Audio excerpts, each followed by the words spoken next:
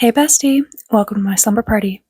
It's been a minute, so thank you so much for returning with me. I'm sorry to leave you hanging after my last video, and very importantly, I want to say thank you to all of my new subscribers and welcome. It's actually so crazy. There's over 100 of you all now. Like, how are you guys even all fitting in my apartment? This place is not that big. I guess we can squeeze all of your sleeping bags in here somewhere, but it's a tight fit. This can't be comfortable. I know in the grand scheme of YouTube numbers, 100 people is really not a lot, but like if I imagine 100 people in front of me right now, it's a lot. It's kind of crazy. But anyway, let's get into it. I have kept you waiting long enough. I actually did think about never making another video, maybe just collecting you all of my new subscribers in my pocket and running away, like you're my little pollies in my pocket, never to be seen or heard from again. Partly because I am not making money off of this and it does take up a lot of time and I have just been really busy lately, but I did start this for a reason, and the reason was Kokomi. She is the reason that I started making these videos in the first place, so here we are. Hey, have you heard? She's the new Divine Priestess. Whoa, but she's so young. Do you think she can really handle it? Kokomi, as the Divine Priestess, the whole of Watatsumi Island will be entrusted to you. Though you may not be suited for such a role, from today onward, you must strive to meet the hopes of the people. You're right. Governing is not my forte. My true skills lie in the art of war, focused on the single purpose of victory. Our aim is to hit the enemy hard while minimizing casualties. Qualified to lead Watatsumi Island? No, I'm far from it. War is chaos, and yet I see the method to the madness. The people are unfathomable. How can I know what their hearts desire? Sangonomiya Kokomi is the divine priestess of Watatsumi Island. This means she has a lot of responsibility. She is the general of Watatsumi's army. They are very active because, they are the main resistance force against the Electro Archon and her Vision Hunt decree. So she's busy. And then she also has all of her priestess duties, whatever those entail, and overall just serving her people, and most importantly, serving, period. She is a descendant of the Sangonomiya clan of people who live on Watatsumi Island, but these people actually originally come from Sangonomiya. Sangonomiya is an area that we are able to explore in the game a little bit later because it's actually not connected to the mainland of Tevat. It's now a part of the Dark Sea, and it was ruled over by the sea serpent god Orobashi, who Kokomi is the divine priestess to in service of. And, I just really love the myriad religions in this game. I think they just put so much effort into the lore and world building. And, that's what keeps this game being relevant and great in my mind. And I am going to talk about the lore for probably too long, but you can skip it if you don't care. Anyway, Sangonomiya is kind of like Atlantis vibes, like very technologically advanced city that's now sunk underwater because of a war or something, I think. Maybe something to do with the heavenly principles. I'm not really sure. But it becomes a ruin. So far deep down underground, there's no source of light. And then this dude who lives down there is like, hey guys, guess what? I just invented artificial light and it's actually really great. And we can pretend like we have daylight again and keep away these little monster dragon guys that are tormenting us. So we have these little dragon monster guys that are called Vishaps in the game, and they're actually mini versions of the previous rulers of each of the nations before we got all of the Archons. So each nation had a dragon that ruled over it, and then when Sangonomiya sinks and gets separated from everything else in the world for hundreds of thousands of years, the Vishaps that are in Sangonomiya evolve to become a different species over time. So now they're not connected to the previous dragon of the element that used to be associated with that area, which was water, hydro, in the game. So the dragon of water could no longer become a Vishap in its next reincarnation and would next manifest as a human. which now, if you've played Fontaine, we know what that's about. So I think that's just kind of cool and something that I totally completely forgot about.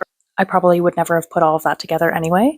But yeah, after all of that, with Enconomia having a light source now, there's this whole thing around the new religion, and there's like this fake puppet sun god thing that are just a bunch of children.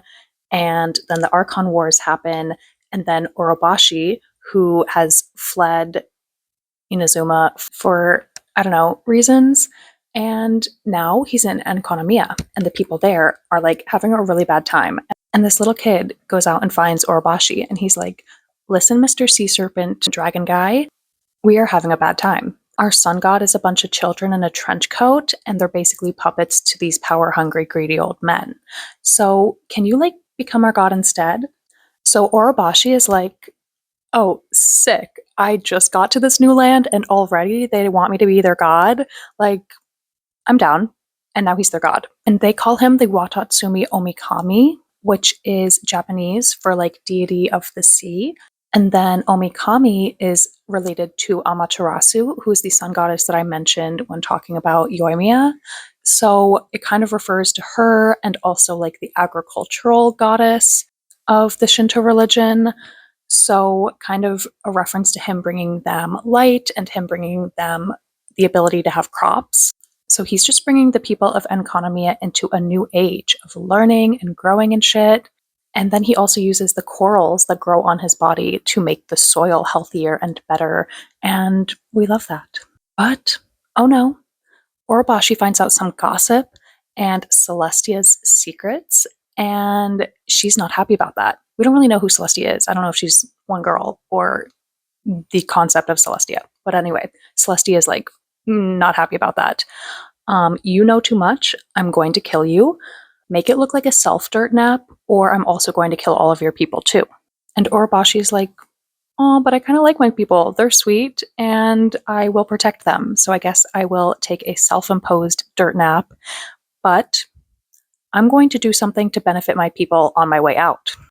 So he like makes a plan to get his people some land in Inazuma, in the like Tibet mainland, and have the Electro Archon kill him so that it looks like it's like a military coup type thing. So Orobashi is like, "Besties, I am bringing you guys back up to the surface. Pack your bags." And he grips his people tight and raises them from perdition. And then he creates land all around the entrance to Enconomia using his powers and the corals that grow on his body and everything. So now his people have this beautiful island of Watatsumi to live on, and they're like so happy about it. And they're like, "Yo, our god is dope. He just did this super great thing for us." But Celestia is like, "Orobashi, you have to go die now." Because of Celestia, Orobashi has to go and make an enemy with the Electro Archon. And he does, and she totally annihilates him with her cleavage katana.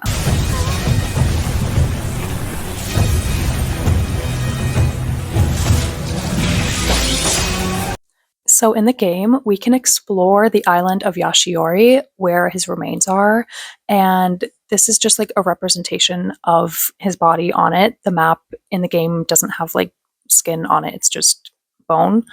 But it has the skeleton, and we can see it and climb all over it and like farm his crystal marrow from his bones. And it's really cool. And then this gorge here is where the strike from the Archon hit, and then it just totally altered the geography of the island. And there's now still a dangerous overflow of electro energy in the area of that gorge. So like if you go down there and hang out too long, you will die in the game. But yeah, so now we have this dope serpent skull in the game, in the timeline that we are exploring in. And since the Electro Archon killed their god, and they don't know that Celestia made her do it to him, the people of Watatsumi have a huge grudge against the Electro Archon. And then she just pisses them off even more by trying to take away all of their visions. So this brings us to present day in the game, or I guess present day as of when you play through the Inazuma World Quest. Whatever. Before I talk about Kokomi, the actual point of this video, I just want to gush about Watatsumi Island for another minute. Like, look at this. It is so insanely beautiful. It's made up of all these corals and pink shells and waterfalls and everything, and it is almost definitely my favorite area in the game. This is where the shrine is, where Kokomi is the priestess of, and they still worship Orobashi. And then this here is the entrance to Sangonomiya, which we get released a little bit later in the game. Depths of despair.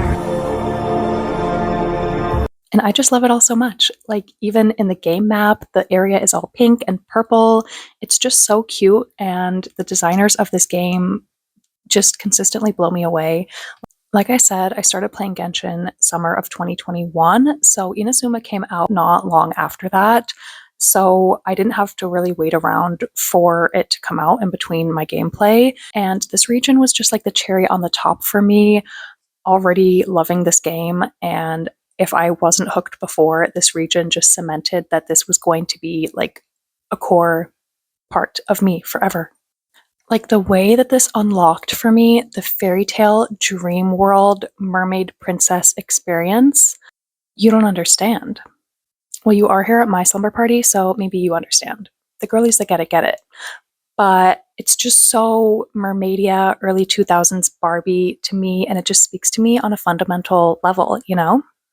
Like, it is fairytopia. It is mermaidia, but it's in a video game, so I can run around and explore it all on my own.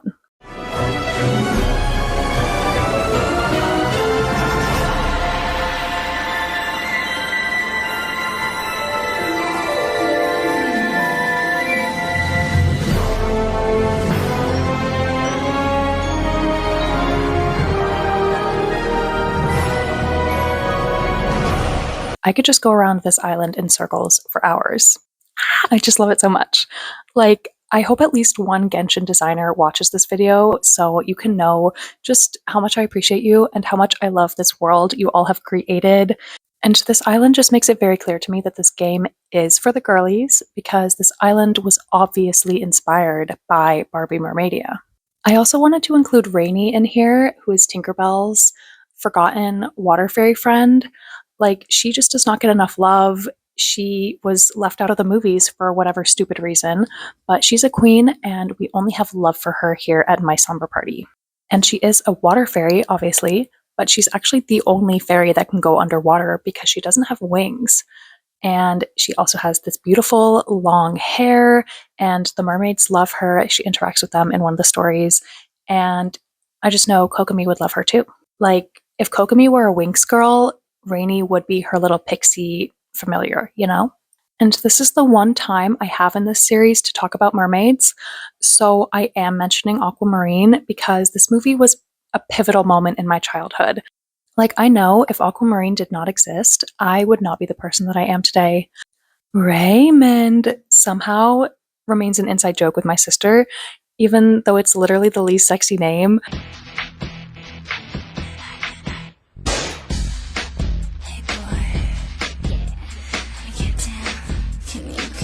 But this movie was a cultural reset. Aquamarine is an icon. The girlies and the gays love her. Happy Pride Month. We all wanted to be her. I don't want plastic surgery, but I do need nails that change color with my mood. So, yeah, I just had to set the vibe, the set design, the fairy tale world we are living in. And now that you are immersed in my fantasy fairy tale dream world, thank you for joining me.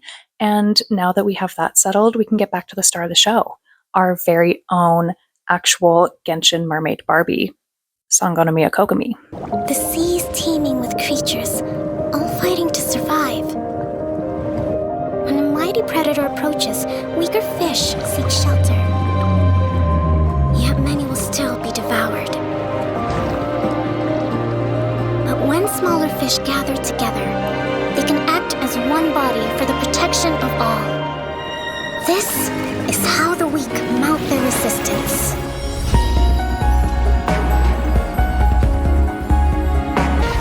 Our ancestors once dwelt in the dark ocean depths. How must they have felt when they first gazed upon the starry sky?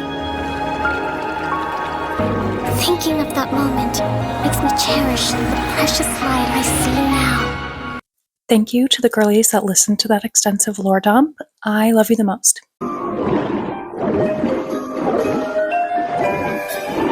And either way, this is a great time for you to like the video and subscribe if you like me. Thank you. So, the actual point of this video, the styling of Kokomi for my fantasy live action series. Kokomi is cutesy, but of course a little bit beachy and of course a little mermaid core. So for her wardrobe, I imagine a lot of tank tops, especially like with a bow on the front, of course, or like this one with this pattern that kind of looks like a little heart to me, and the maxi skirt with it with this V-shaped waistline. I am so in love with that waistline.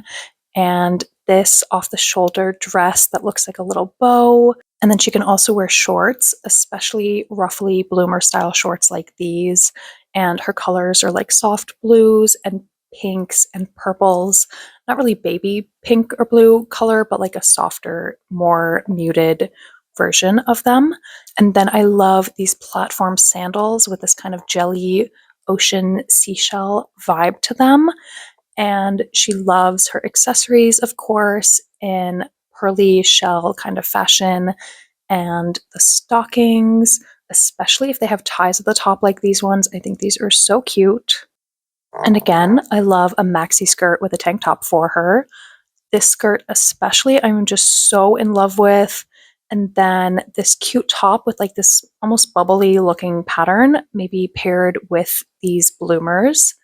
And again, some sandals and some flip-flops and her stockings. And then I love this top with like the ribbon bows all down the front of it, or this off-the-shoulder dress I think is also so beautiful, especially if the white parts of it were like a light blue and then the black part was more of a deep indigo color. I think that would really suit her. And then again with the stockings and this cute skirt too. It's very much like a mermaid found some cute doilies while exploring on land and then just made them all into a skirt or something. You know? And then I love the collar and the sleeves of this top that maybe she could just wear with like a little tank top underneath it. And then her nails with little shells painted on them like this, and the blue eye makeup as well. Now, just a little more background on Kokomi herself. This is actually one of the original concept art designs for her. And like, it is cute. It's cute. You can definitely see the inspiration here from the Japanese undersea princess Otohime with the big bow shawl kind of things. I'm not really sure if that part of the garment has like a traditional name in Japanese fashion. I didn't even know how to look for the answer to that. So if somebody knows and it is like a thing, feel free to let me know. I am very curious. But like, it's not really possible to get that in real life for it to stand up without it being made of like a stiff fabric, you know? So I'm not sure if it's maybe just more of a fantasy conceptual idea that's just like an artwork. Billowing surge!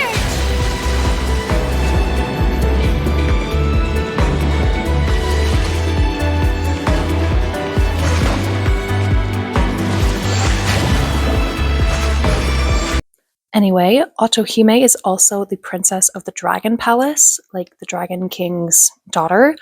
And Kokomi's constellation name is Dracaena Somnolenta, which means like sleeping dragon, basically. So maybe there's also some hint to her being a potential hydro dragon.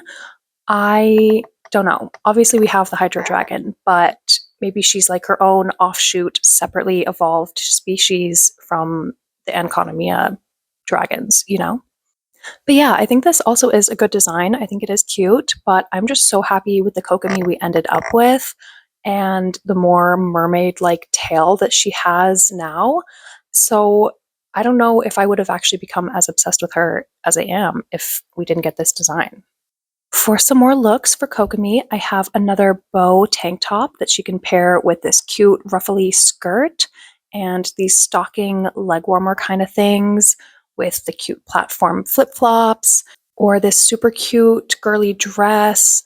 And then she can also have something like this shawl thing with like the pearls all down the front of it, and her shell necklace and her mermaid-like makeup, or this as a maxi skirt that she could pair with this crochet halter top instead of this being a whole dress. And then of course she often has bows on her outfits like this. And I just love the fabric and the color of this blouse. So that is a must have for her closet. Maybe not necessarily in this style, but something similar, definitely. And this is kind of the idea of a lot of her outfits, like the shorts with a summery top and the knee high stockings. So that's just kind of the vibe. And I am just so in love with this crop top. I am obsessed with this pearly draping situation happening here. And then also something like this lacy choker necklace, especially with like a little pearl in the center like this. Maybe like a smaller pearl than this one, but also obviously not in black. A little bit more girly rather than goth. I really love that even though Kokomi is the leader of Watatsumi and she's the general of the army and everything, she still gets to be cutesy and, girly. So I love something like this with this just very playful kind of accessorizing, almost like, I don't know, a little girl playing dress up. And again, the silky maxi skirt with this V shaped waistline. I really love this kind of waistline or like this tucked kind of situation. It's giving mermaid. And we've got the cute sandals and the lacy stockings and the bow crop tops and tank tops. And I love this outfit. I think the sparkly crochet kind of fabric is very mermaid like. And especially the top is just so perfect for Kokomi. Maybe even paired with this pretty necklace. Or she can have, sometimes a more casual shell necklace that she wears, like either of these. And then I just love this hair for her. And then this picture is just giving the vibe, mermaid stepping out of the water. I love this crop top. It's very like seashell bra, but made of water. And she could wear it with this skirt. And this is also just the vibe. And then this like beaded shell crop top over the tank top. Maybe she could have something like that. And some more necklaces, especially chokers with like a little shell on it, or something like this, which is giving kind of fishing net. And I love this top with these fin like frilly shoulder bits and the skirt, or maybe it's shorts. I'm not sure. That would be even better if it's shorts. And then these stockings with this lacing up the back, I think are so, so perfect for her. And more platform flip flops, of course. And, the socks can be like tabby socks, so she can wear her flip flops with them. And then when she's wearing an outfit with like the bloomer shorts and a tank top, she can also have something like this dress kind of duster tank top thing over the top. And then, she has baby pink hair like this. I think just like the maxi skirts with a cute crop top, she can also have some cute ruffly pants like these that she wears with a pretty crop top like this, or an outfit like this with these super cute pants and then the dress top situation over it that's just kind of giving jellyfish, right? And then with a shell bag like this instead of just the plain blue one, and these platform sandals with it. And I just love this look for the ruffly kind of bits all down it that give me kind of like jellyfish tentacle vibes. And then I think this outfit is literally in the dictionary for a mermaid core outfit. So of course we have that. And I could definitely see Kokomi wearing this, again with the stockings and the sandals with it. And some more of these like cover up dress duster kind of things. I love the ruffles and the bows. And on this one, the off the shoulder and the collar detail. And then the big furry sode style sleeves of this one. And of course, with all of her accessories, I had to give her some starfish earrings that really complement the outfit. Besties, I did have one of these as a kid. So this is just what I am imagining when I'm dressing up my little characters for these styling videos. In addition to the silky, glossy kind of fabric for her maxi skirts, I love this knitted crochet look as well. Like all of these. Yes, darkness? Yeah, come up here. And I think this dress is so cute, and it kind of reminds me of Aquamarine's t-shirt dress. Like the way that that t-shirt dress had a chokehold on me as a child, it's sick. Like love is the closest thing we have to magic. Let's talk about that t-shirt dress. Anyway, I've given her some more stockings and platform sandals. I especially love these pearly ones and like the corally kind of looking design of these, and this cute necklace. And I love this one that has a seaweed like ripple to it. And this look with the pearl belt, I really love. And then this tie around the waist skirt like situation, I think would be so cute to pair with her ruffly bloomers. Like I said, I love this silky kind of fabric. This one especially is very like Sango pearlescent to me. I also am obsessed with this crop top. Like, this is the kind of thing I needed from The Little Mermaid live action for Ariel's sisters, you know? Instead of the CGI nonsense that they gave us, you're making a live action. Just hire some stylists and let them do their work. I am sure they would have been able to come up with some cute, really memorable looks like this if they were given the chance. Like a genius proverb, just give half of your CGI budget to the costume department. Period. I promise practical effects and costumes are so much more worth it than shitty CGI. And I also really like this off the shoulder crop top and this bow dress, or this bow dress, and these beautiful coral like sleeves, and another pearl belt. And both of these dresses I think would be super cute for her, and all three of these tops. And then I just think these pants are like kind of fun and funky and a little mermaid like. And I love this necklace with this soft coral under the string of pearls. I think it would be perfect for Kokomi. I think this whole look is super cute for her. It's just kind of, the whole vibe with the crop top and the longer skirt and the sandals. And I love the marbly kind of pattern on it too. And then this top with these frilly jellyfish tendrils like this. I also think this top is super cute and kind of gives me the casual version of this pearly top. And I love this look, especially with the starfish that she added to give a little bit of draping effect to the skirt. And then I like this look for that same kind of marbly look to it, with like a reflection rippling on water or something kind of vibe. And the same for this top. And this shell earring situation, maybe her AirPods are shells like this, And I love this belt, maybe not even for Kokomi, it's just very mermaid, so I had to add it. And a million pairs of the platform flip-flops paired with the maxi skirt tank top situation, and these pretty necklaces. Finally, I have some last main closet looks for her. The bow tops, and I really love this tube top. Even in this color, I think would actually really suit her nicely. And also this pretty shell top, or this one, which reminds me of like coral or something oceany, and especially paired with this skirt, I think would be so cute. But also a skirt like this as well, with like the ruching all down the front, gives kind of a mermaid tail kind of look to it. And this crop top with the heart-shaped cutout, I think is just so, so cute. And also this baby pink and purpley bow tube top paired with these bloomers. I am obsessed. And then I love this necklace, especially if it were in blue.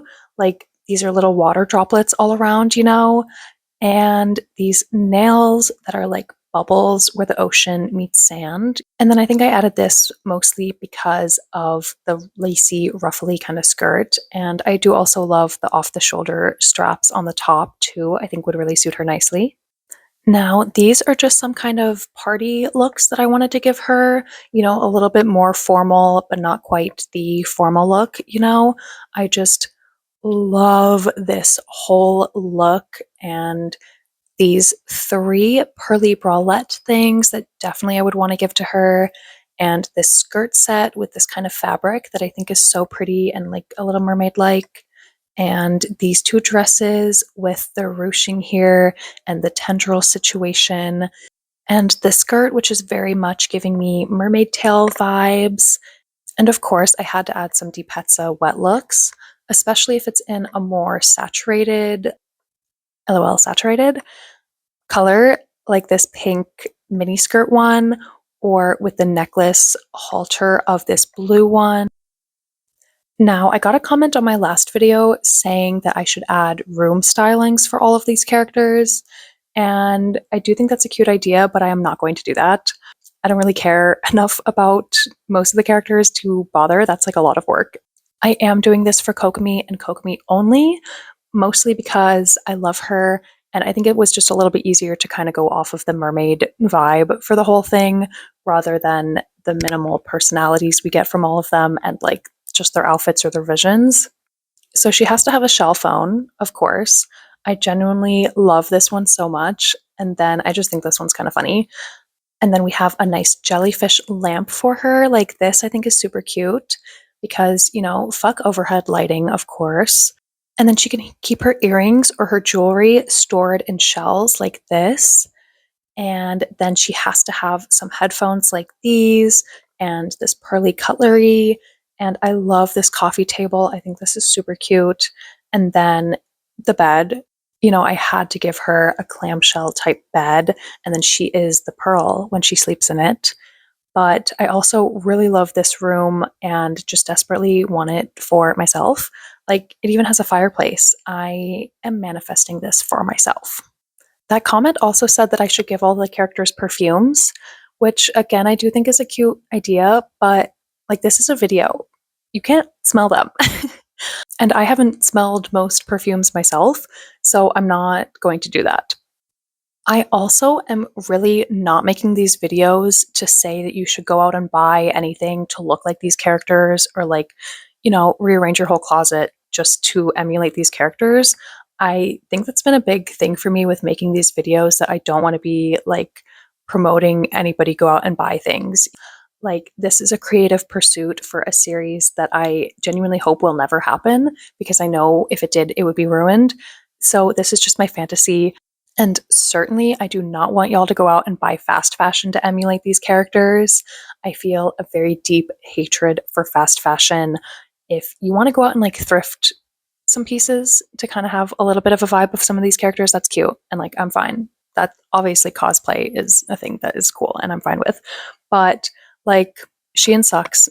Don't go buy anything from there, period. But I did include a perfume just for Kokomi, just for this video. And I think it's discontinued now anyway. But Elle by Lolita Lempica is supposed to be a scent for mermaids that doesn't smell like the beach or the ocean, but more like what a mermaid would think smells exotic and interesting. So more like cinnamony and like vanilla and bitter orange notes to it. And then I've also given Kokomi some loungy bloomers with a comfy sweater, like crop top kind of thing. And, you know, some cute pajamas, like this lacy set I think is so, so cute. And I love the subtle V-shaped waistline. And if it's a pajama party with the girlies, you know, she's doing her nails. And I love all of these for her. And, you know, these slippers that are just silly. And I did want to give her a swimsuit because, of course, she loves to swim. So this bikini is super cute. And whatever is going on with this, imagine that it could be a swimsuit. And I love whatever the vibe is for this as well. So I included that. Speaking of vibe, I made this little collage thing for her too, for whatever reason. Can you tell I was obsessed with mermaids as a child? It just soothes my soul to stare at this. Now, for Kokomi's formal look, the inspiration is this beautiful squid. She shows up to the event, somehow with a whole set to go with her entrance, and she just emerges from a shell like this. Stand firm! Hold the line!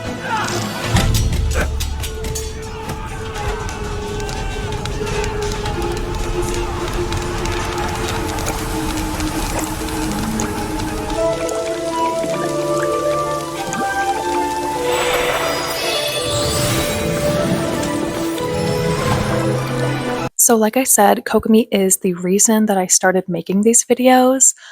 And it was actually these looks in particular that made me feel like I needed to make this video. Like these two in particular, I saw them and I was like, I need Kokomi to wear that. And I think these might not even be real, but I don't care. I love to look at them, and I would love to look at a fan art of Kokomi in this dress. Also, this one, I love this whole look so much too, with all of these beautiful pearls. But as far as dresses that I would really put her in for this formal event, I certainly considered something like this with, this whole mermaid silhouette and the beautiful scale embroidery to it and the cutouts that I just think are so well placed. And it's just genuinely such a beautiful gown. It even has this kind of bow effect at the neckline, I think, but it was just a little bit too obvious. And I think Kokomi is more than just a mermaid. She's more complex than that, and she has like various motifs to go off of. So this is not the look that I settled on. Miss Sohee was like at the forefront of my mind for Kokomi. I just love all of her designs, especially with her use of headpieces. I think it's so disappointing when you see a beautiful runway look and then there's like no kind of headpiece and the hair is just falling flat.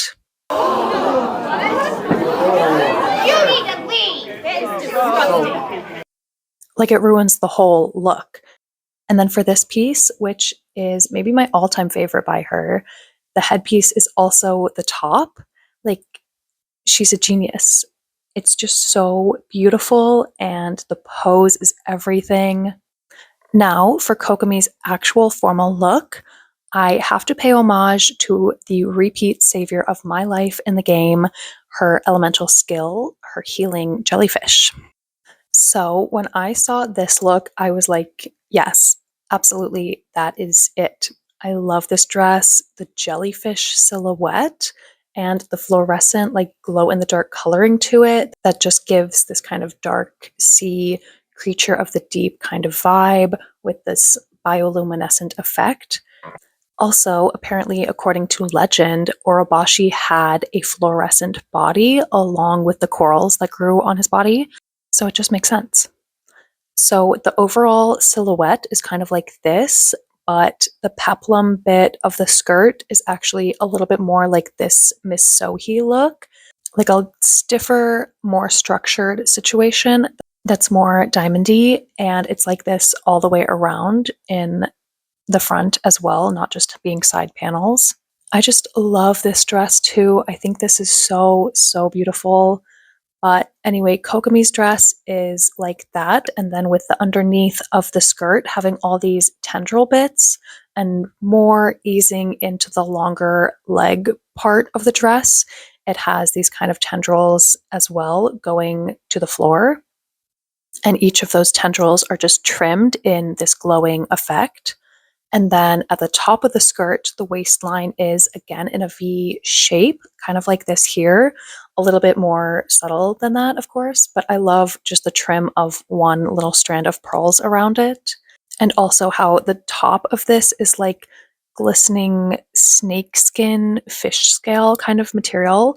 So I'm imagining the top is kind of like this, but a little bit more like this one, made of like chainmail kind of material to give a little touch of her military status, And I love how it looks like scales, but I'm imagining them to be a little bit smaller for the individual drapes of each of them. So the scales are smaller but more numerous in amount of the scales. And there's a string of pearls as one set of a chain in each scale section.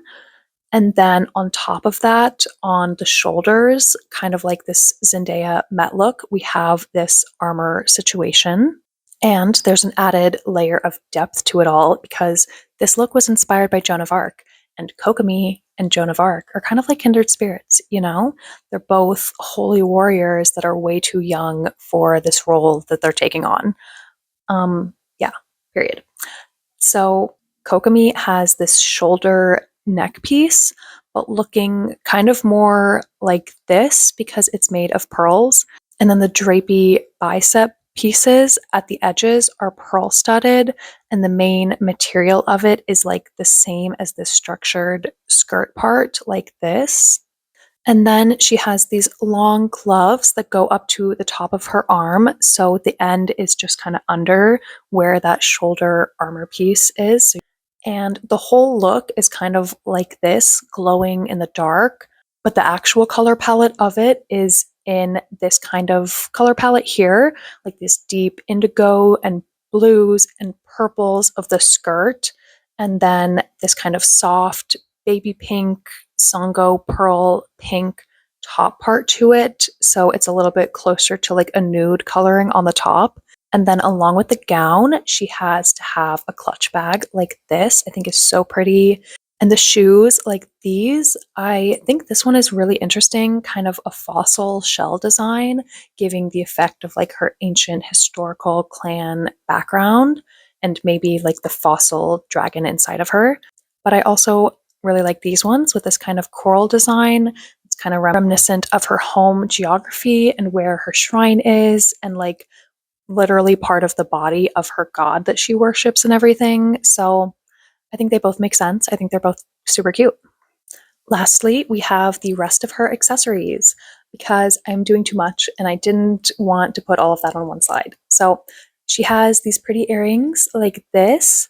And then over her ears, she has these like nymph like little fishy ear things. I love these ones a lot in this more skin color kind of vibe, but kind of like this pair getting darker ombre towards the outside of it into a more deep indigo kind of color, purpley at the end of it. So it blends in from her skin color into the purple better. And I do also really love this picture, but I guess her bangs and her shorter hair is kind of in the way anyway, so this wouldn't be seen. But we can imagine it's there with like her little baby hairs being tucked down underneath her hair. And maybe the same for the pearl in her ear like this. Um, it doesn't have to make sense, it's just a vibe. But she does have this translucent, scaly, textured makeup all around her face like this. And then her eye makeup is like this kind of a dewy blue color with like the little pearls all around her eyes. And I love the idea of her being, you know, so pretty and her aesthetic being like soft and cute. And she's just so, you know, sweet and everybody loves her. But her eyes are like a little bit creepy and like a siren serpent creature that evolved from people living underground for centuries and not having a sun.